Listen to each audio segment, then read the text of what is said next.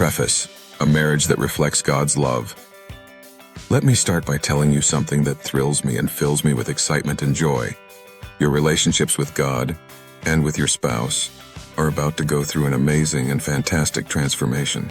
To start, every single couple has the potential to experience incredible joy, love, and blessing through their marriage.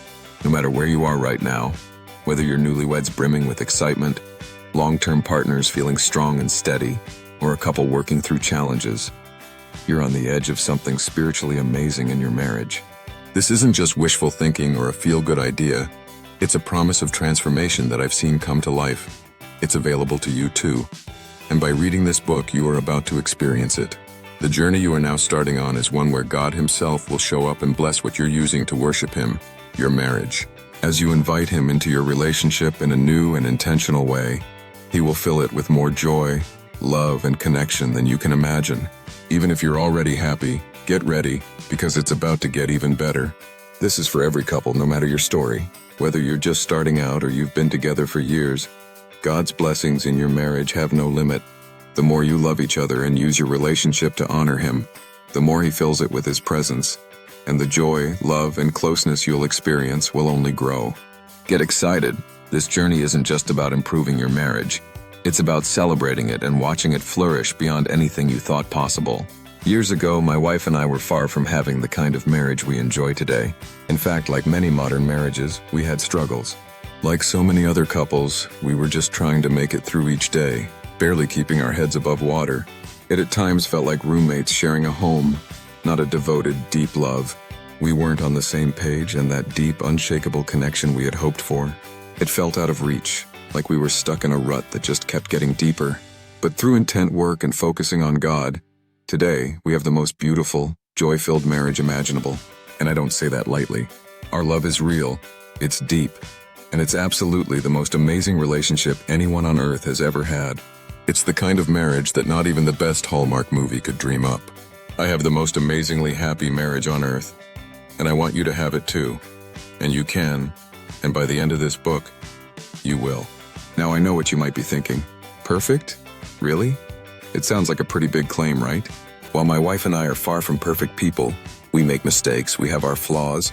Our marriage, despite our imperfections, has become something truly unusual to most people. It's filled with a love that is richer, more real, and more fulfilling than anything I ever thought possible. A marriage like this didn't just happen to us by chance. We didn't stumble into this kind of love or get lucky. No, we fought for it. We made it happen by doing one critical thing. We intentionally put God at the center of everything. Every decision, every conversation, every act of love, we made it all about Him. And in return, God has filled our marriage with blessings of love in abundance, more than we could have ever imagined. By using our marriage as a way to honor and worship God, He has taken the love in it and multiplied it beyond measure. He will do this for you too. The transformation came from something much more powerful. The intentional, everyday decision to lean into each other, and more importantly, to lean into God. We didn't just wake up one morning and find ourselves with a perfect marriage. It was cultivated with intent, one choice at a time, one prayer at a time, one act of kindness at a time, through every struggle and every victory. And that's the beauty of it. We made the decision to make our love not just an emotional bond, but a spiritual one. That's where something special happened. When we realized that marriage is so much more than an emotional connection or a shared life. We started to see it as a sacred opportunity to reflect God's love every single day. Every moment of our marriage became a chance to glorify Him. And as we did, He poured more love and more joy into our lives. One of the things that changed for me was realizing how powerful the habit of prayer is within marriage. In the beginning, being incredibly introverted, I prayed alone, quietly asking God to help me, to guide me, to show me how to be the husband I wanted to be. Those private prayers were like laying bricks, slowly building a foundation for something greater. As time went on, and I continued focusing my prayer on how to be a good husband, our relationship with God deepened, and our bond with each other strengthened in ways I hadn't expected. It wasn't just about asking for blessings, it was about aligning our hearts with God's purpose for us. When you pray together as a couple, you aren't just asking for help, you're inviting God into the center of your marriage. That's what I want to share with you. You can have this too, and by the end of this book you will. We're not special. We didn't have something other couples don't. We simply chose to make our marriage about one thing, a tool for worshiping God. Every single day, we make the decision to treat our marriage as an act of worship, and that's what transformed everything for us. It can transform everything for you too. Years ago, without realizing it, I was on two paths that were going to come together and were about to change my life. These paths ran alongside each other, each as important as the other. The first was a journey to find more of God. I knew deep down that I needed Him closer in my life, but I couldn't quite figure out how to reach that closeness. I had this intense, burning desire to know Him, to feel His presence in my day-to-day life. For years, I have been absolutely craving more of God in my life. I would read the Bible and pray for God to come close to me, but I couldn't feel Him. It felt discouraging at times. When my wife and I married, she came from a very religious family, and I was excited to join this family. I knew they had helped build a church, a Christian camp, and more. I was really excited about finally having someone in my life who would teach me about the real Jesus, so I could understand Him more than just trying to interpret Him from the Bible on my own. Marrying into this family, I was expecting someone excited to show me an example of real Christianity. What I didn't expect, though, was to be outcast and rejected from day one. It was very clear I wasn't welcome from the start. When I joined this family, my views on Christianity didn't exactly change, but it did get confusing. These were the people I thought were going to hold my hand and walk me to meet Jesus in my life. But instead, I was met with a wall. I felt outcast, judged, and left out from day one. They didn't just keep me at arm's length. It was like they already decided I didn't belong. I remember sitting alone at family gatherings, watching them laugh and share their stories while I sat there, a stranger in the room, and they'd brush it off saying, "Oh, Jeremy's just an introvert." And I am. But the truth is, I had learned to stay quiet, because every time I tried to be a part of the conversation, I felt shut out. But over time, I began to see something unexpected, a blessing hidden in that hurt. With no outside guidance, my search for God became completely my own. My journey was lonely at times, sure, but it was pure, unfiltered by anyone else's opinions. Just me and God. That space became something beautiful. It was like God was inviting me into something deeper, just between us. At the same time, I was facing challenges in my marriage that at times felt overwhelming. Our relationship wasn't thriving like I thought it should be. Things would be great, then not, then good, then worse. It was like problems just kept coming from random directions. I remember thinking about our relationship at that time and feeling like we just couldn't seem to get on the same wavelength. We weren't trying to give each other problems. We both wanted to be happy, but it just wasn't happening. In the first couple of years of our marriage, I remember a moment where I was sitting in our room, feeling frustrated and honestly a little angry. I was thinking, she's not doing her job of making me happy. I was putting in the work to make her happy, or at least I thought I was, so it felt like she needed to be doing her part to make me happy too. Marriage was 50-50, right? I was giving my 50%, but I felt like I wasn't getting it back. I wasn't happy, and I thought it was her fault for not making me feel fulfilled. And then, I had this realization. I'd been looking for happiness in the wrong place. I shouldn't be putting the responsibility for my personal happiness on my wife. Real joy was something I needed to find through God. I recognized that there was a hole in me, and I had been trying to fill it with my marriage, expecting my wife and our relationship to somehow complete me. But in that moment, I realized it wasn't a marriage-shaped hole I was trying to fill. It was a God-shaped hole. I was looking to my wife to do something only God could do, trying to fill that emptiness with expectations I'd placed on her, rather than turning to God. That realization felt huge, like I'd just uncovered something really important.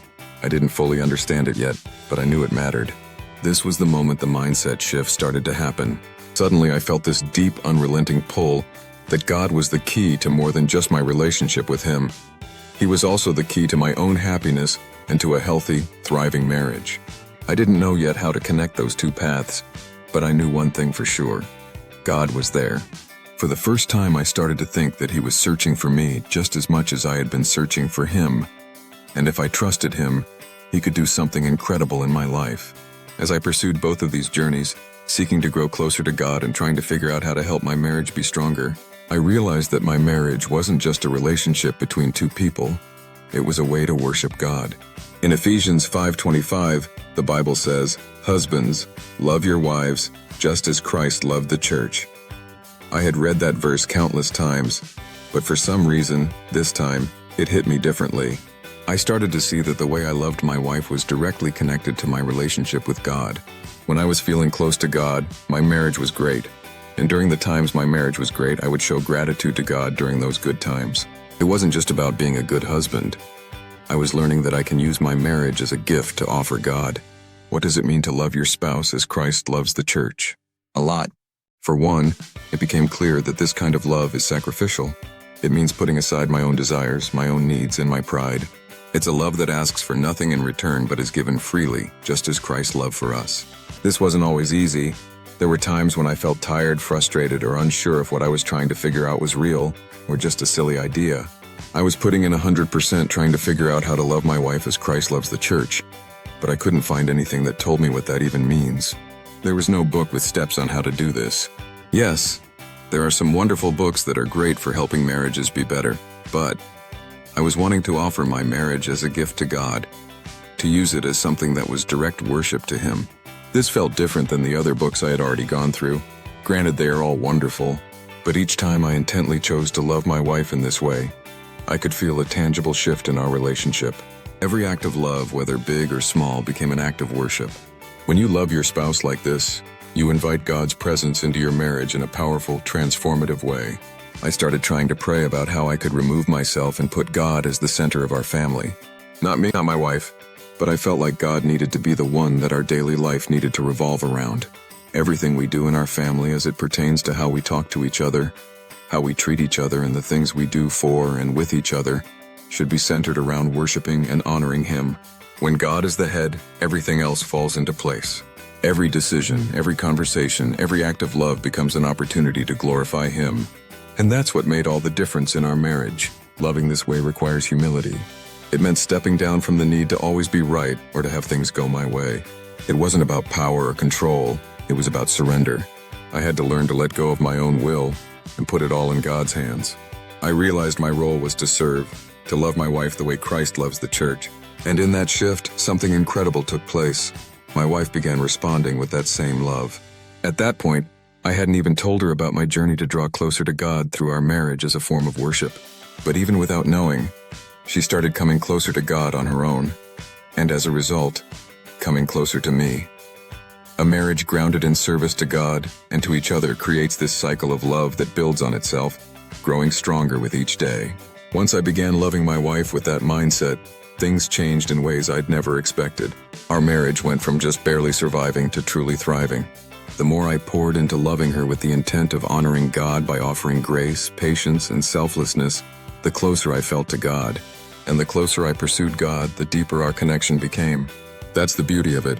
When you love your spouse as an act of worship, it strengthens both your marriage and your relationship with God. It's this incredible continuous cycle that just keeps building and deepening over time. So I want to encourage you. I believe with all my heart that the same transformation is possible for you and is about to happen for you. No matter what season your marriage is in right now, whether you feel disconnected, stuck in a routine, or just already happy, you can have the kind of marriage that fills your life with joy, love, and peace. And it all starts with one simple idea. Your marriage is an opportunity to worship God every single day. This transformation is possible not because of anything extraordinary about us, but because of God's extraordinary love. As I was working on and developing my mindset of how to worship God by using my marriage as a tool to honor Him, I started realizing that marriage isn't about balancing each other out or giving 50-50. It's about both of us giving 100% all the time. Marriage, when centered on worshiping God, becomes a relationship where both people pour into each other from the overflow of God's love. It's not about waiting for your spouse to fulfill your needs first. It's about stepping out in faith, serving, loving, and honoring them as a reflection of how Christ loves and serves us.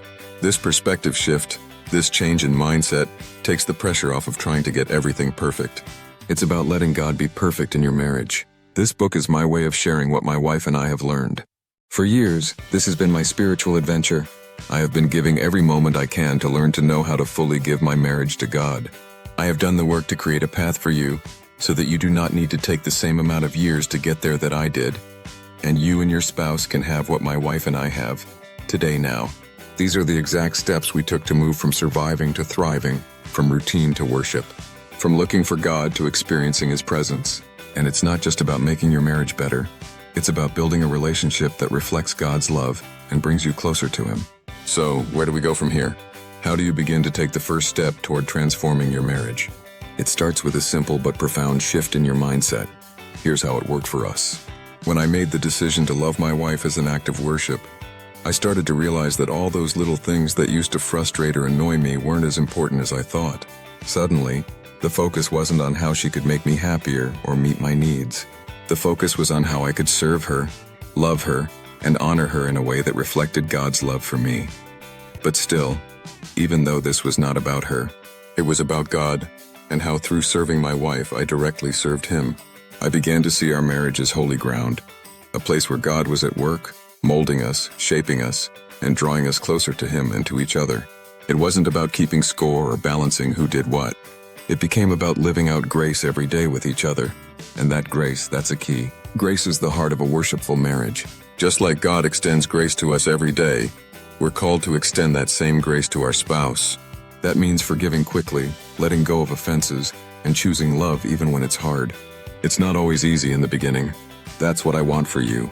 I want your marriage to be a place of peace, joy, and love, a reflection of God's love for us. And it all starts with inviting God into the center of your marriage. It starts with making the decision to treat your marriage as an act of worship. Now you might be wondering, what does that actually look like on a day-to-day basis? It looks like choosing love when it would be easier to choose frustration. It looks like speaking words of life and encouragement to your spouse, even when you're tired or aggravated from the day. It looks like serving your spouse, not because you want something in return, but because you're doing it to honor God. It looks like praying together, seeking God's wisdom together, and trusting that He is working in your marriage, even when you can't see it. There's a passage in Ecclesiastes that says, "Though one may be overpowered, two can defend themselves. A cord of 3 strands is not quickly broken." That's what happens when God is at the center of your marriage. He becomes that 3rd strand. And when God is holding your marriage together, no challenge is too big. No obstacle is too great. No hardship can break the bond that He is strengthening between you and your spouse. This kind of marriage doesn't happen by accident. It doesn't happen by default. It happens through intentionality. It happens when you decide every single day to show up for your spouse, to love them, to forgive them, to serve them. It happens when you commit to making your marriage a reflection of God's love. Before long, even though it does feel like work in the start, it will become a habit, much easier and much more fun. If you've been feeling disconnected from your spouse, if you've been feeling like your marriage isn't where you want it to be, I want you to know that it's not too late. It's never too late to invite God back into your marriage. It's never too late to start treating your marriage with intent as an act of worship. And when you do, I promise you, you will quickly begin to see changes. You will begin to feel the love, joy, and peace that comes from a marriage centered on God. This book is filled with practical steps and biblical principles that my wife and I have learned through our journey. You don't have to settle for a marriage that's just good enough. You don't have to settle for a marriage that feels disconnected or routine. You don't even have to settle for a marriage that is already amazing. You can have a marriage that's filled with the love of God, passion, joy, and peace. You can have a marriage that reflects God's love in such a powerful way that it impacts not only your life but the lives of everyone around you. So wherever you are, let's explore together what amazing things happen when we make our marriages an act of worship. You have just started an amazing, life-changing adventure with learning a new way to worship God by using your marriage as an offering to Him. The best and most joy-filled days of your life are about to be here soon. Want to know how you can have this amazingly personal and intense relationship with God and your spouse? Come and see.